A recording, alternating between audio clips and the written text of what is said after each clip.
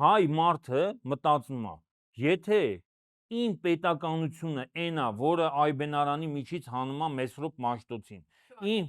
QR-ը դարձնում, իմ պետականությունը այնա, որը բանը ցեղասպանության ուրացմամբ է զբաղվում, ցեղասպանության հուշահամալիրը քանդում է, իմ պետականությունը այնա, որը ասում է ախպեր ջան, պարտությունը ավելի լավ բան է, քան բանը հաղթանակը, իմ պետականությունը այնա, որ իմ եկեղեցու դեմ, իմ կաթողիկոսի, սրբազանների դեմ, ասում են ախպեր, բայց այն ժամանակ մենք կայսրություն էինք, չէ, սովետական կայսրության մեջ էինք, ախպեր այդ կայսրությունը փաստորեն ավելի ազգային էր մեր համար, մեր ազգի համար ավելի լավ էր,